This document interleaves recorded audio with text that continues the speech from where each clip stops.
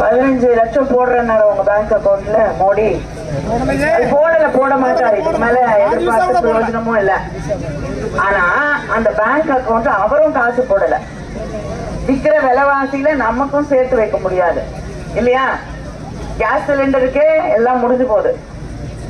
அப்படி இருக்க நிலையில எப்படி பேங்க் அக்கௌண்ட்ல நீங்க காசு வச்சிருக்க முடியும்?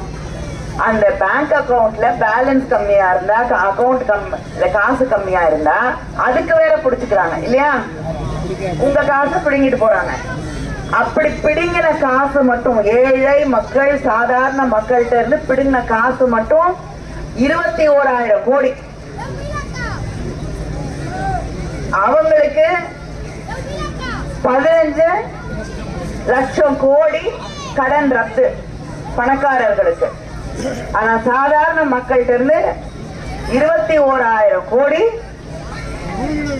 பேங்க்ல இருந்து காசு கம்மியா இருக்குன்னு அவங்க கிட்ட இருந்து காசு பிடிக்கிட்டு போகக்கூடிய ஆட்சிதான் இங்கே நடந்து கொண்டிருக்கக்கூடிய பிஜேபி ஆட்சி என்பதை நாம் புரிந்து கொள்ள வேண்டும். அவங்களோடயே தான் பயணம் செய்து அவங்க கொண்டு வந்த எல்லா திட்டத்தையும் சட்டத்தையும் ஆதரித்து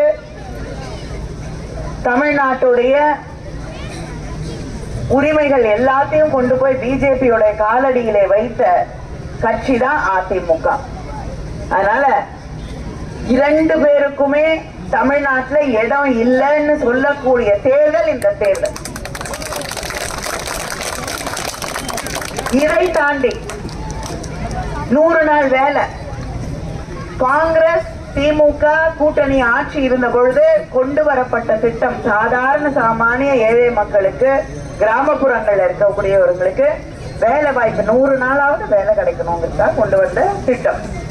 அந்த திட்டத்தை இந்த பிஜேபி ஆட்சி வந்த உடனே ஒவ்வொரு வருஷமும் அதுக்கு நிதி ஒதுக்குவாங்க இல்லையா?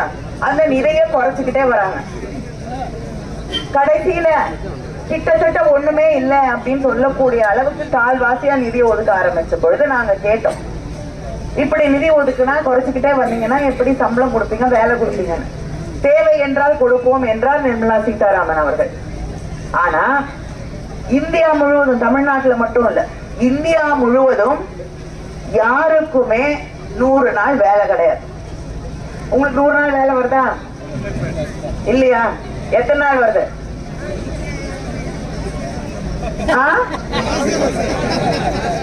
காசே வரலையே.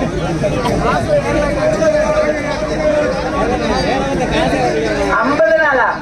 20-25 நாள் வேலை கிடைச்சாலே பெரிய விஷயம் இல்லையா?